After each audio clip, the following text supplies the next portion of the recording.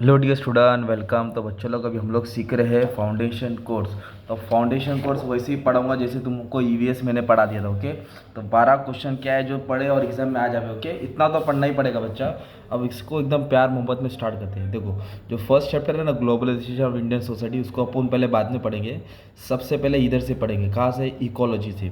Ecology से इसके लिए पहले थर्ड और फोर्थ मॉड्यूल पढ़ो, इजी है, आ जाओ। तो इकोलॉजी मतलब एनवायरनमेंट होता है। एनवायरनमेंट बोला तो हमारा वातावरण होता है, जो तुम लोगों ने ईवीएस में सेम वन में लिख के आया था। तो एनवायरनमेंट क्या होता है? जो हमारे सराउंडिंग है, जो हमारे आसपास है, प्लांट्स, एनिमल, है ना, एयर, वाटर, ये सब एनवायरनमेंट है। तो अभी ये क्वेश्चन आएगा एग्जाम में ना, कंपोनेंट्स ऑफ एनवायरनमेंट, ये डायग्राम भी बनाना है और उसको एक्सप्लेन कर देना है 4 6 लाइन में। और फिर ट्रीज बनाना, झाड़ बनाना, जानवर बनाना, जो तुमको डायग्राम आता है डायग्राम भी बनाना, टीचर खुश हो जाएगा। ओके, तो एनवायरनमेंट के टाइप्स क्या है, कंपोनेंट्स क्या है, स्ट्रक्चर क्या है? तो एनवायरनमेंट का सबसे पहले क्या आता है बच्चा मालूम है क्या? हाइड्रोस्फीयर आता है। क्या आता है? हाइड्रो, लिथो, एटमो, बायो और मैनमेंट। तो हाइड्रो का मतलब होता है पानी। तो एनवायरनमेंट में सबसे मेन क्या है? पानी। पानी बोले तो कितना परसेंट है वर्ल्ड में? 71%। पानी की शक्ल कहाँ का है? वेल में मिलेगा, सी में मिलेगा, है ना, पॉन्ड में मिलेगा। तो ये फ्रेश वाटर, सलाइन वाटर डाल देने का। लिथो बोले तो ज़मीन। तो ज़मीन कितना है? 29% पूरे वर्ल्ड में। तो ज़मीन बोले तो कॉन्टिनेंटल एरिया रहता है, जो तुमको कहाँ मिलेगा? प्लेन, प्लेटो, माउंटेन, हिल्स, है ना, आइलैंड। एटमॉस्फेयर बोले तो हवा। हवा बोले तो क्या होता है? गैस होता है, जो हवा, जो मतलब आसमान में प्रेजेंट होता है, जिसमें अलग अलग टाइप के गैस होते हैं। सबसे ज़्यादा नाइट्रोजन होता है 78%, है ना। फिर ऑक्सीजन भी होता है और कार्बन डाइऑक्साइड भी होता है। कार्बन डाइऑक्साइड काला धुआं, कार्बन मोनोऑक्साइड। फिर बायोस्फीयर। बायोस्फीयर का मतलब होता है प्लांट्स एंड एनिमल। बायोस्फीयर बोले तो क्या होता है? प्लांट्स एंड एनिमल, है ना, ये छोटे छोटे जीव, उसको बोलते हैं बायोस्फीयर। लिविंग थिंग्स जो रहता है ना, तो ये सब हो गया नेचुरल एनवायरनमेंट। ओके, इसके बाद लिखेगी ह्यूमन एनवायरनमेंट। ह्यूमन एनवायरनमेंट वो होता है जो इंसान ने बनाया। तो इंसान ने क्या बनाया? कॉलेज बनाया, डैम बनाया, स्कूल बनाया, है ना, ट्रांसपोर्ट, बिजनेस, कम्युनिकेशन, एआई लेके आया। तो जितना मैन के बारे में उतना पूरा भर देने का, मतलब जितना तुमने एक पेज लिखेंगे इधर एक पेज इधर एआई डाल देने का। तो तुम्हारा एक आंसर तैयार हो गया, कॉन्सेप्ट ऑफ एनवायरनमेंट। एनवायरनमेंट क्या होता है? एक आंसर और है जो मेरे पीडीएफ में नहीं है, वो सुन लो। वो है तुम्हारा इकोसिस्टम। तो इकोसिस्टम का स्ट्रक्चर बताने का, तो कौन किसको खाता है। तो टेक्स्ट बुक में दिया है तुम्हारा आंसर, मैं ओरली रिवाइज करा देता हूँ। सबसे पहले होता है प्रोड्यूसर। प्रोड्यूसर कौन है? जो अपना खाना खुद बनाता है। प्रोड्यूसर कौन? अपना खाना खुद बनाता है। फिर उसको खाने वाला कौन आता है भाई? कंज्यूमर आता है। एक आता है, सबसे पहला आता है हर्बीवोरस, जो क्या खाता है? घास खाता है। एक आता है हर्बीवोरस का कार्निवोरस, जो मांस खाता है, शेर। हर्बीवोरस बोले तो गाय भैंस, जो गाय खाती है, जो घास खाता है। और कार्निवरस जो मांस खाता है। ओमनिवरस इंसान, जो दोनों खाता है। फिर आता है डेट्रीवरस, जो मरे हुए जानवर को खाता है ना, चील, कौवा। फिर लास्ट में आता है डिकम्पोजर, जो हड्डी को गला देता है, कीड़े मकोड़े। तो ये तुम्हारा स्ट्रक्चर है, इसमें नहीं है पीडीएफ में, आपके टेक्स्ट बुक में, वो भी पढ़ना है। फिर एनवायरमेंट डिग्रेडेशन, बहुत इंपॉर्टेंट टॉपिक है। अभी तुमने ईवीएस में लिख के आया था ना, सेम आंसर डाल देने का। एनवायरमेंट डिग्रेडेशन का मतलब है हमारा एनवायरमेंट क्यों खराब होता है, हमारा एनवायरमेंट को कौन डिस्ट्रॉय करे, हमारा एनवायरमेंट किस तरह नष्ट होता है, कौन करता है। तो एनवायरमेंट नष्ट होने का कारण दो है, एक नेचुरल फैक्टर भी है और एक ह्यूमन फैक्टर भी है। तो पहले हम लोग पढ़ेंगे अपना एनवायरमेंट कैसे डैमेज होता है, कौन करता है। सबसे पहले इंडस्ट्रियल एक्टिविटी। जितना इंडस्ट्रियल एक्टिविटी ग्रो होएगा उतना फॉरेस्ट कटिंग होएगा। इंडस्ट्रियल एक्टिविटी करने के लिए उन लोग एनवायरमेंट को डैमेज करते हैं, जिसके कारण अपना एनवायरमेंट ग्रो बराबर नहीं होता है। पॉपुलेशन एक्सपोशन, मतलब जितना आबादी बढ़ेगा उतना डिमांड बढ़ेगा, जितना डिमांड बढ़ेगा उतना नेचुरल रिसोर्स क्या होगा? खराब होते रहेगा, एक्सप्लॉइट करते रहेंगे, झाड़ जंगल को काटते रहेंगे। फार्म मैकेनिज्म मतलब होता है कमर्शियलाइजेशन एंड एग्रीकल्चर। एग्रीकल्चर पे कमर्शियलाइज कर रहे हैं बराबर, मतलब जिस तरह एग्रीकल्चर करना चाहिए वैसा नहीं कर रहे हो, मतलब मॉडर्न टेक्नोलॉजी के हिसाब से कर रहे हैं, जिसके कारण लैंड की फर्टिलिटी, लैंड की ताकत, लैंड की जो अंदरूनी ताकत है कमज़ोर हो रही है। और पेस्टिसाइड ज़्यादा इस्तेमाल कर रहे हैं ना, केमिकल का, वो भी क्या करता है? लैंड को, सॉइल को कमज़ोर बनाता है। झाड़ को काट रहे, पुष्पा राज हो रहा है, हर जगह झाड़ को काट रहे अपने फ़ायदे के लिए। चेंजिंग लाइफस्टाइल, अभी अपना लाइफस्टाइल क्या हो रहा है? चेंज हो रहा है। हम लोग ना अभी नेचुरल की चीज़ को छोड़ के हम लोग आर्टिफिशियल चीज़ को ज़्यादा अपना रहे हैं, प्लास्टिक को ज़्यादा अपना, हर चीज़ देखो प्लास्टिक का आता है। तो जिसके कारण क्या है? प्लास्टिक क्या करता है? एनवायरनमेंट को डैमेज करता है। ऑटोमोबाइल कितना बढ़ गया है, तो जिसके कारण क्या हो गया मालूम है क्या है? ऑटोमोबाइल बढ़ने के कारण एयर पॉल्यूशन तो बढ़ गया, वो डाल सकते हैं। अर्बनाइजेशन, शहर बढ़ रहा है, जितना शहर बढ़ेगा उतना क्या होएगा मालूम है क्या? फॉरेस्ट क्लियर होएगा, उतना अपना एनवायरनमेंट नुकसान हो सकता है, क्योंकि अर्बनाइजेशन, स्लम्स बढ़ता है, स्लम से पॉल्यूशन बढ़ता है। तो ये है कॉसेस, क्या है? कॉसेस। और इससे क्या असर होता है भी इसी है, एयर पॉल्यूशन होता है, गंदगी होता है, नॉइस पॉल्यूशन होता है, हवा गंदा होता है, आवाज़ आता है, पानी गंदा होता है, सॉइल खराब होता है, अर्थ ग्लोबल वार्मिंग, अर्थ टेम्परेचर बढ़ता है, ओजोन लेयर डिप्लीशन, गर्मी, मतलब एक लेयर होता है जो कवच उसका टूट के एकदम गर्मी तेज आ जाती है। एसिड रेन, मतलब एक टाइप का सल्फ्यूरिक एसिड तुमको दिखेगा ऐसी जगह पे जहाँ ग्लोबल वार्मिंग होता है। मरीन लाइफ, पानी की लाइफ क्या होगी, डैमेज होगी। तो एक ये आंसर पढ़ना है, एनवायरमेंट डिग्रेडेशन। सबसे मस्त आंसर है सस्टेनेबल डेवलपमेंट। सस्टेनेबल डेवलपमेंट का मतलब होता है कि कुछ ऐसा डेवलपमेंट करना, थोड़ा आज इस्तेमाल करो और थोड़ा फ्यूचर जनरेशन के लिए संभाल के रखो। तो sustainable development is a development that means in needs of present, मतलब आज से इस्तेमाल करो और थोड़ा किसके लिए इस्तेमाल करोगे, फ्यूचर के लिए। क्योंकि आने वाले टाइम पे क्या होगा, सब चीज़ खत्म होने वाला है। अब जैसे तुम्हारी सैलरी आती है 15,000, तो एक ही दिन में 15,000 नहीं बढ़ाते, तुमको मालूम है मेरे को 30 दिन चलाना है, मतलब फ्यूचर। तो इधर पैसे की बात नहीं है, रिसोर्स की बात है। रिसोर्स को अच्छे से इस्तेमाल करना है, रिड्यूस करना है, रीयूज़ करना है, रिसाइकल करना है, डिस्ट्रॉय नहीं करना है, केयर करना है, कंजर्व करना है, प्रिजर्व करना है ना, वेस्टेज से बचाना है। तो सस्टेनेबल डेवलपमेंट में क्या देखते हैं, इंटीग्रेशन एनवायरनमेंट इकोनॉमिक डिसीजन, मतलब देश का जो भी इकोनॉमिक डिसीजन रहेगा ना, वो लेंगे एनवायरनमेंट को नज़र रखते हुए। स्टीवर्डशिप, मतलब सब चीज़ का ध्यान देना है। शेयर रिस्पॉन्सिबिलिटी, मतलब ऐसे बिजनेसमैन, ऐसे कंज्यूमर, आपकी रिस्पॉन्सिबिलिटी है। प्रिवेंशन करना है, चीज़ को रोकना है जो एनवायरनमेंट को डैमेज करता है। कंजर्वेशन, जो चीज़ काम की है, जो नेचर है, उसको बचाना है। ओके। वेस्ट मिनिमाइजेशन, वेस्ट जितना हो सके उतना मिनिमाइज करो। रिड्यूस, रीयूज, रिसाइकल करो। एनहेंसमेंट, बेटर टेक्नोलॉजी इस्तेमाल करो जिससे टाइम कम लगे और रिसोर्स बचे। रिहैबिलिटेशन, अगर कुछ चीज़ खराब हो रही है उसको हटा के दूसरी जगह बनाओ। साइंटिफिक टेक्नोलॉजी इनोवेशन से अच्छी बेटर टू बेटर प्रोडक्ट बना के जो एनर्जी कम इस्तेमाल करते हो, और ये सबकी जिम्मेदारी। ओके। तो ये तुमको सस्टेनेबल डेवलपमेंट में डालने का, उसमें डायग्राम भी दिया है टेक्स्ट बुक में, वो भी बना देने का। Social economical environment, social economical environment 3 circle वाला डायग्राम है, वो भी बना देने का। ठीक है, ये तुम्हारा इकोलॉजी का पूरा हो गया एनवायरनमेंट। ये वाला आंसर पढ़ना नहीं है। एक आंसर क्या पढ़ने बोला था मैंने, इकोसिस्टम्स का स्ट्रक्चर। ओके, प्रोड्यूसर वाला। अभी जो लास्ट मॉड्यूल है बहुत मस्त है, स्ट्रेस वाला आंसर है।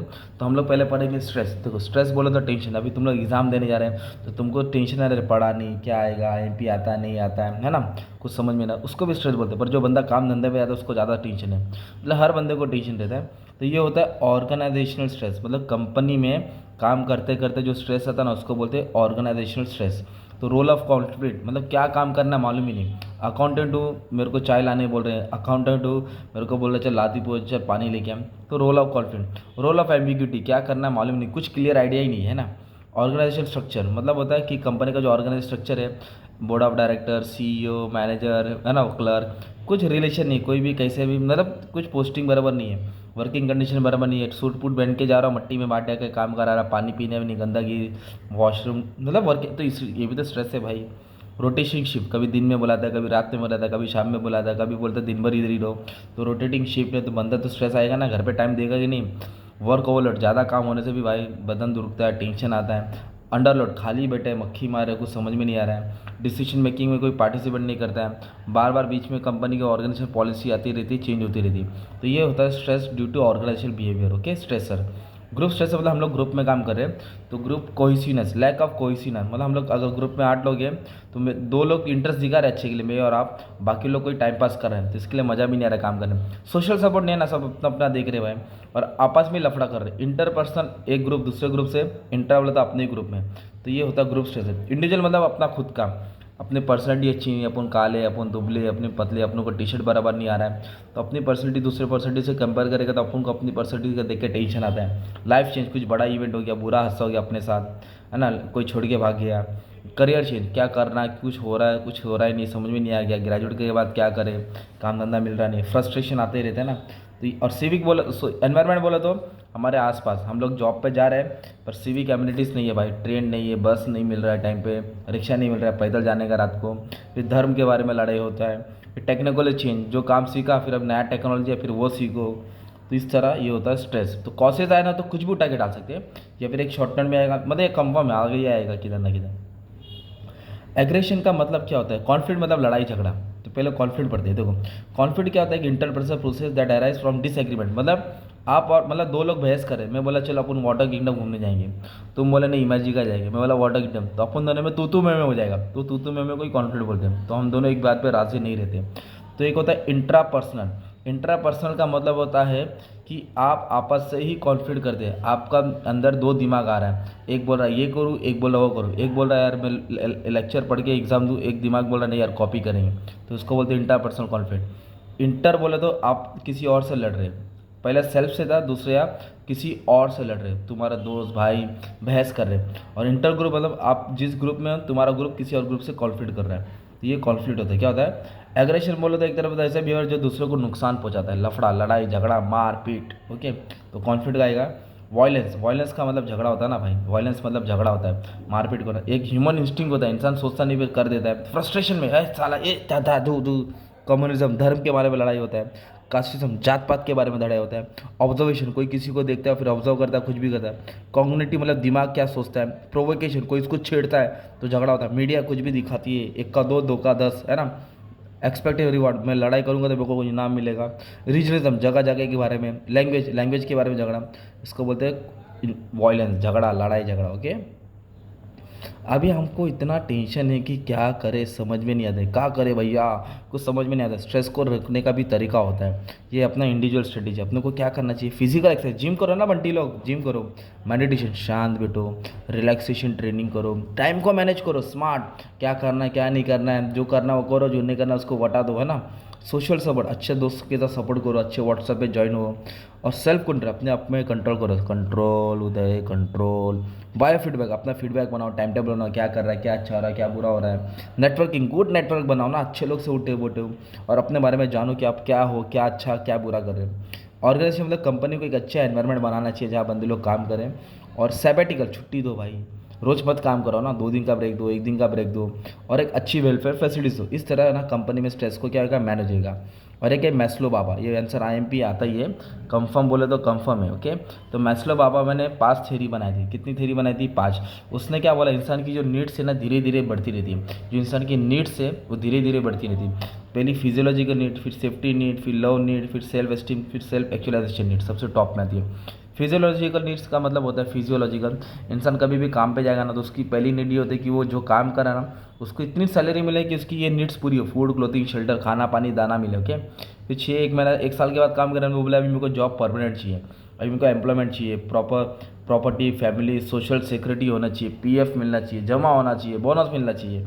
फिर लव बिलोंगिंग, मतलब वो जिधर काम कर रहा है ना उधर के लोग से वो एक्सपेक्ट करता है कि वो लोग उसको अपना समझे, उसको अपना माने, उसको अकेला मत रखे भाई। अगर बॉस का बर्थडे, लड़की के बर्थडे का पार्टी तो उसको भी दावत दे, उसको भी बिरयानी खिलाने बुलाए। लव एंड बिलोंगिंग मतलब उसको आइसोलेट नहीं करना है। फिर सेल्फ एस्टीम क्या है, इसमें थोड़ा कॉन्फिडेंस आता है, काम करने का जजमेंट आ जाता है ना, तो ये सबकी रिस्पेक्ट करता है ना। अभी बोलता है कि तुम लोग मेरी भी रिस्पेक्ट करो, मेरा भी काम है कि तुम लोग मेरे काम को सराहना करो। फिर सेल्फ एक्चुअलाइजेशन वो नीड्स होता है कि ये बहुत कम लोग लगते हैं कि जो बॉस की कुर्सी ना, वो बॉस की कुर्सी तक जाना चाहता है, वो लेवल तक जाना चाहता है, कोई आज तक गया नहीं।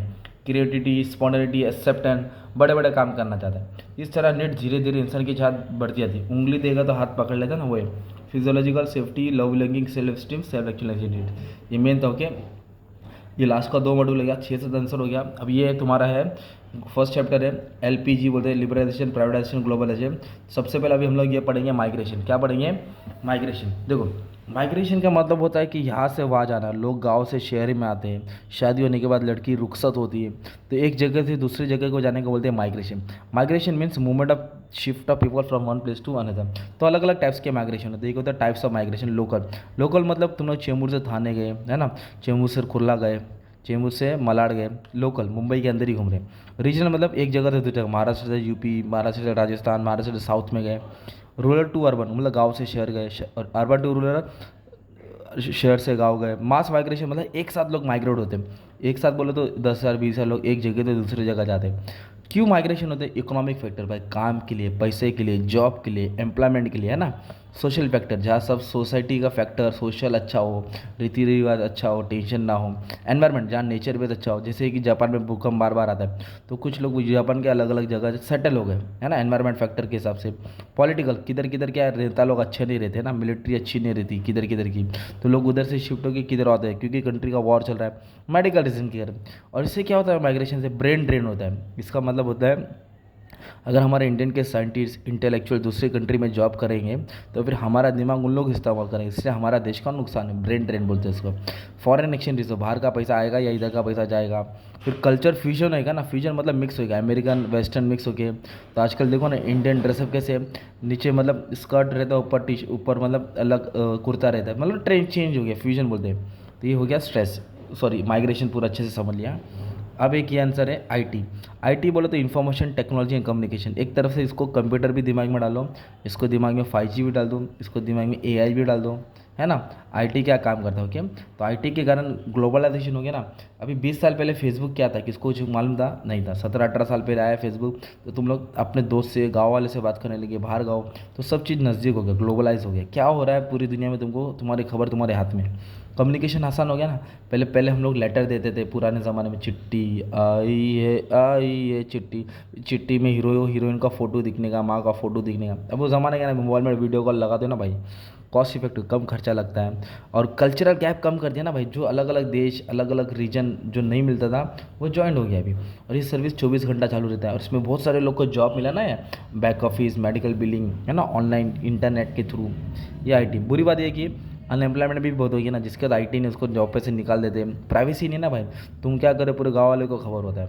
जॉब सिक्योरिटी नहीं है कि तुम्हारा जॉब परमानेंट रहेगा, नया टेक्नोलॉजी आएगा, नया एआई आएगा, तुम्हारा जॉब चला जाएगा, ओके। तो यह है आईटी, ये डाल देने का था। अब एक ये आंसर है बच्चा, globalisation of Indian society, okay. तो इंडियन सोसाइटी में 3 चीज़ें, लिबरल, एलपीजी, तो जो मैंने अभी बताता हूँ। लिबरलाइजेशन ये 1991 में, इंडिया का 1990 हर्षद मेहता स्कैम के पहले इंडिया की इकोनॉमिक कंडीशन एकदम पुअर थी, एकदम नकली थी, एकदम स्लो ग्रोथ रही था। फिर उसके बाद नरसिम्हा राव जो प्राइम मिनिस्टर था, उसने 1991 में एनईपी, न्यू एजुकेशन पॉलिसी लेके आया। और साथ में कौन था? मनमोहन सिंह जो फाइनेंस मिनिस्टर था। लोग ने बैठे चाय पिए, खारी बटर खाए, फिर दिमाग लाया कि अपन को इंडिया को आगे बढ़ाना है, तो 3 दवाई लाए, LPG, liberalisation, privatisation, globalisation. Liberalisation का मतलब होता है आज़ादी देना, फ्रीडम देना, इंडस्ट्री को स्टार्ट करने के लिए कोई रोक टोक नहीं है। प्राइवेटाइजेशन मतलब जो गवर्नमेंट की कंपनी है ना, गवर्नमेंट की, उसको प्राइवेटाइज करना, पब्लिक सेक्टर को प्राइवेट बनाना। और ग्लोबलाइजेशन का मतलब होता है, ग्लोबलाइजेशन का, कि इंडिया की इकोनॉमी को, इंडिया की कंपनी को बाहर लेके आना, आउट ऑफ लेके आना। तो integrating national economy with the world economy, it mean free flow of goods और सर्विस। इंडिया कोई भी कंट्री के साथ लेन देन कर सकता है, और इससे क्या हो गया, कस्टम ड्यूटी कम हो गया, ट्रेड बैरियर कम हो गया, हम लोग दूसरे देश से लेन देन करने लगे, इंपोर्ट एक्सपोर्ट डाल देना। और प्राइवेटाइजेशन मतलब पब्लिक सेक्टर को प्राइवेट में कन्वर्ट हो गया, जो गवर्नमेंट कंपनी है वो प्राइवेटाइज हो गया, गवर्नमेंट कंपनी क्या हो गई, प्राइवेटाइज हो गई। D reservation of public sector, जो पब्लिक सेक्टर रिजर्व थी वो डी रिजर्व हो गई, अब वो कम कुछ ही कंपनी रहेगी, बाकी सब प्राइवेटाइज हो जाएगी, है ना। जैसे एटॉमिक रहेगी, है ना, डिफेंस रहेगा गवर्नमेंट का, बाकी सब प्राइवेटाइज हो गया। लिबरलाइजेशन मतलब आज़ादी दे देना, इंडस्ट्री को स्टार्ट करने के लिए कोई रोक टोक नहीं, जैसे कि लाइसेंस कम कर देना, बाहर का पैसा आने देना, कोई भी इंडस्ट्री किधर भी सेटअप कर सकता है, कोई भी ब्रांच सेटअप कर सकता है। तो ये एलपीजी मॉडल है ना, ये तुमको याद करने का है। अब ये सबसे मेन आंसर है तुम्हारा फंडामेंटल राइट्स, ओके। मैंने ओन वर्ड्स में लिख दिया, फंडामेंटल राइट्स हमको हमारे इंडियन कॉन्स्टिट्यूशन ने दिया है। फंडामेंटल राइट्स मतलब हमारा हक, जो हमसे कोई छीन सकता नहीं है। तो ऐसे बहुत सारे, राइट टू इक्वालिटी है, राइट टू लिबर्टी है, राइट टू अगेंस्ट एक्सप्लॉइटेशन है, फिर है right to freedom of religion है, कल्चरल राइट्स है, प्रॉपर्टी है, कॉन्स्टिट्यूशनल रेमेडीज है। तो सबसे पहले राइट टू इक्वालिटी, मतलब कानून के नज़र में हम सब एक हैं। तो इसमें कितने आर्टिकल्स है? 5 आर्टिकल है। तो इट स्टेट्स मतलब कानून बोलता है कि state can not deny any equality before law, मतलब स्टेट डिनाई नहीं कर सकता कानून के नज़र में, मतलब सब एक है, मना नहीं है। कैन नॉट डिस्क्रिमिनेट, आर्टिकल 15 बोलता है कि जात पात धर्म में कोई डिस्क्रिमिनेशन नहीं होगा। 16 ये बोलता है कि equality of public opportunity in public employment, जो भी गवर्नमेंट का एम्प्लॉयमेंट है उसमें सबको जॉब मिलना चाहिए।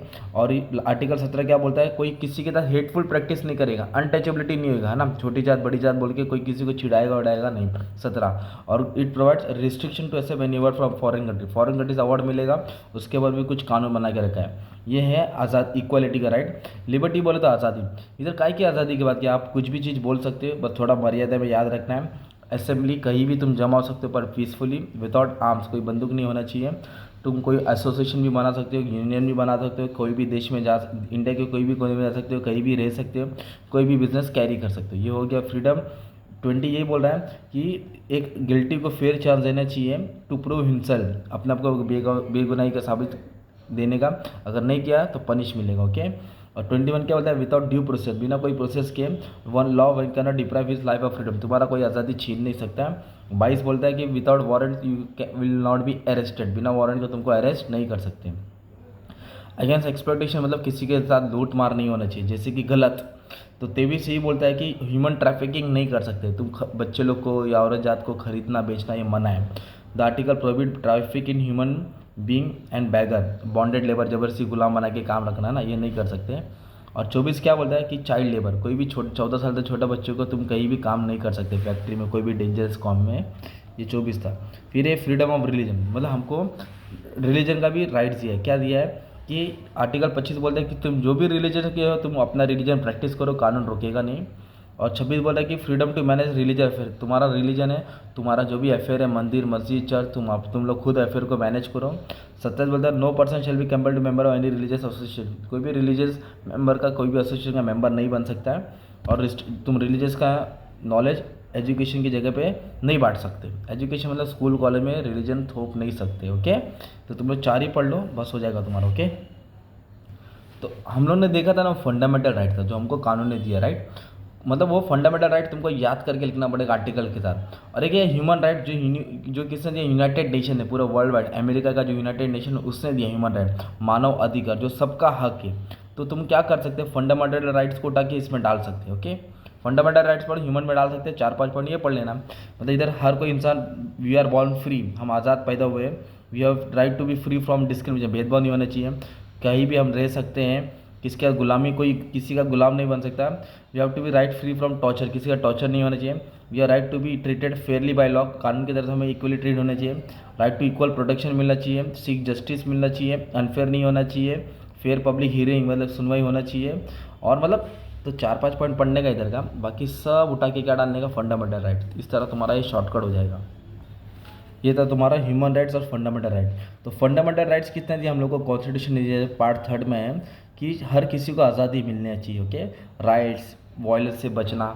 और ह्यूमन राइट्स क्या है, जो सोसाइटी में हम रहते हैं तो किस तरह सोसाइटी का नॉर्म्स है वो सब, ये यूनिवर्सल, ये पूरे है यूनिवर्सल। मतलब ह्यूमन राइट बोले तो पूरी दुनिया में ही है, ह्यूमन राइट पूरी दुनिया का है। बट ये फंडामेंटल राइट है हमारे देश के, हमारे इंडिया का। ओके, तो ऐसे ही शॉर्ट में मैंने एक्सप्लेन करा दिया था, पूरा बुक तुमको पढ़ा दिया हो, अच्छे से पढ़ लो, समझ लो, रिवाइज कर लो। और यही बोलने का था, हेडफोन बना के वो नोट्स में लिख सकते हो। और जो वीडियो पूरा देखा लास्ट तक कमेंट कर दो, पाव पाव दुआ में याद रखना, बस इतना ही बोलने का था। बस अच्छे से पेपर लिखो यार, तुम्हारे लिए बहुत मेहनत किया हूँ, तो क्रिएटिविटी मत पालो, अच्छे से लिख दो, पेपर भर दो। और बस बाकी का मैथ्स का एग्ज़ाम है उसका भी तैयारी कर दिया और सब बना दिया हूँ, टेंशन लेने की ज़रूरत नहीं है। 22 मिनट में पूरा बुक खत्म।